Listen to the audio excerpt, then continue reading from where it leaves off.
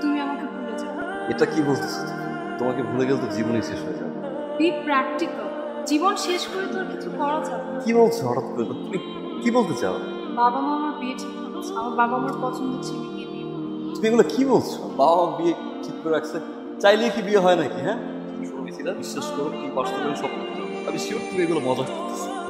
Please চলো না, আমরা কিছু খাই, প্লিজ চলো আমরা ঘুরে আসি। Be practical, come back to the reality. What is reality? What is reality? হ্যাঁ, রিয়ালিটি 90 দশকের প্রেম, এটা 90 দশকের প্রেম যে বাবা মা চাইলো বিয়ে ঠিক করলো, মেয়ে কবুল বললো, বিয়ে হয়ে গেল। What the hell is this? 3টা বছর নিজ হাতে আমার কেমন জানি মনে হচ্ছে মিথিলা, জানো তুমি সিদ্ধান্তটা আমি নিচ্ছি, তুমি নিচ্ছ। কি ছিল না আমার ভালো একটা জব, টাকা, ভালোবাসাটা ছিল। ভালোবাসা দিয়ে না সংসার চলে। মিথিলা, তুমি ভুল করছো। Mithila, please come back, Mithila.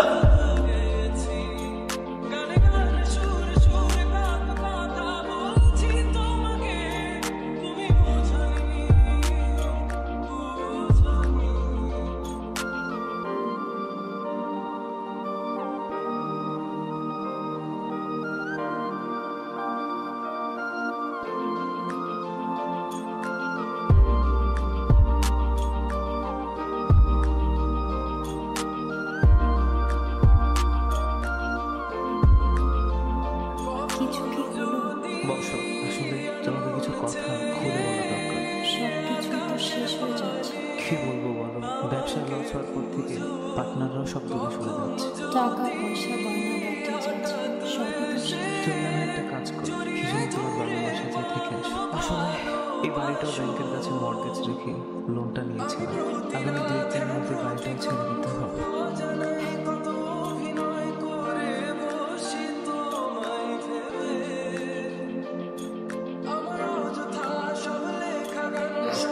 আমি দেখলাম যে আপনাদের একটা বিজ্ঞপ্তি এসছে, তো আমার সিভিটা আমি ড্রপ করতে এসেছি। আমি মিথিলা।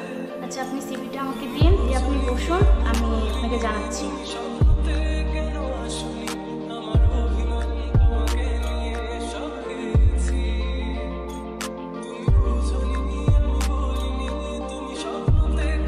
আচ্ছা আপু, এইমাত্র যে লোকটা হেঁটে গেল, নীল স্যুট পরা, উনি কি অফিসে কাজ করে?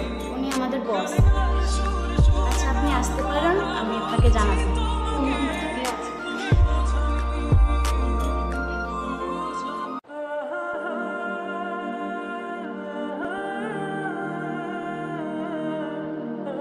হ্যালো, আসসালামু আলাইকুম। ওয়ালাইকুম আসসালাম।